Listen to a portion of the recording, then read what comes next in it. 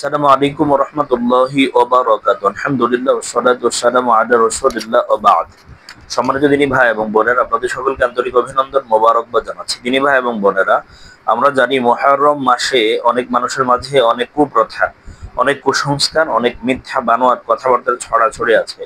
আমাদের কাছে প্রশ্ন আসছে, মোহতারাম সাহেব, মুহররম মাসে বিয়ে করলে নাকি দাম্পত্য জীবনে অনেক ধরনের সমস্যা হয় এবং মুহররম মাসে নাকি বিয়ে শাদী করা উচিত নয়। আসলে এই ব্যাপারে ইসলাম কি বলে? গুরুত্বপূর্ণ জীবন ঘনিষ্ঠ একটা জিজ্ঞাসা করা হয়েছে। আসলে প্রথমত কথা হচ্ছে, রাসূল বলেছেন, আর নিকাহু মিন সুন্নতি ফামান রাগিবা আন সুন্নতি ফালাইসা মিন্নি। নিকাহ বা বিবাহটা হচ্ছে আমি নবীর সুন্নাহ, আমি নবীর আদর্শ। যে ব্যক্তি আমি নবীর আদর্শকে পৃষ্ঠ প্রদর্শন করলো, যে নবী আমার আদর্শ থেকে মুখ ফিরিয়ে নিল, ওই মানুষটা আমার উম্মত বা দলভুক্ত নয়। প্রথম কথা হচ্ছে, বিবাহ করাটা এটা সুন্নাতে রাসূল, এটা অত্যন্ত গুরুত্বপূর্ণ এবং তাৎপর্যপূর্ণ একটা সুন্নাহ। ক্ষেত্র বিশেষে বিবাহের বিধান পরিবর্তন হয়, কখনো ওয়াজিব হয়ে যায়, কখনো ফরজ হয়ে যায়, আবার কখনো হারামও থাকে। দিনী ভাই এবং বোনেরা, মুহররম মাস, মুহররমুল হারাম, এটা একটা সম্মানিত মাস। এই মাস আল্লাহ তাআলার কাছে অত্যন্ত তাৎপর্যপূর্ণ একটা মাস, আল্লাহ তাআলার প্রিয় মাস, এটা আল্লাহর মাস। রাসূল হাদিসে বলছেন, এই মাসের ভিতরে ইবাদত করলে সওয়াব বেশি। বিবাহের ক্ষেত্রে কোনো নির্ধারিত মাসকে বেঁধে দেওয়া হয় নাই, তবে এখানে লক্ষণীয় ব্যাপার হচ্ছে, রাসূল সাল্লাম শাওয়াল মাসে আম্মাজান আয়েশা রাদিয়াল্লাহু তাআলা আনহাকে বিয়ে করেছেন।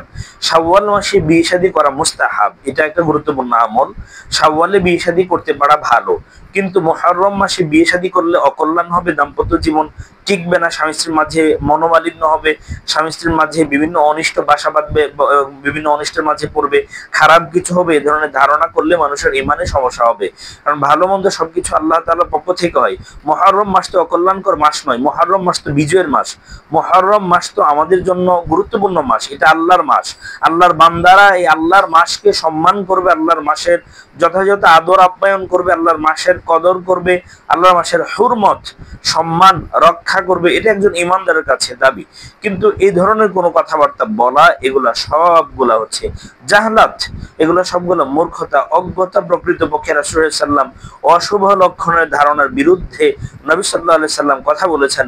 নবী সাল্লাল্লাহু আলাইহি সাল্লাম বলেছেন, ইসলামের মাঝে, আমাদের দ্বীনে অশুভ বলতে কোনো কিছু নেই, এর কোনো ভিত্তি নাই। অতএব মুহররম মাসে বিবাহের আয়োজন করা এবং অলিমা বা অন্য কোনো অনুষ্ঠানের আয়োজন করা সম্পূর্ণরূপে জায়েজ, শুধুমাত্র জায়েজ নয়, কেউ কোনো মানুষ যদি এই কুসংস্কার থেকে বেরিয়ে আসার জন্য মুহররম মাসকে স্পেশালি যদি আলাদা আমলের জন্য তারা নেয়, তবে তারা অধিক পরিমাণে সওয়াব পাবে।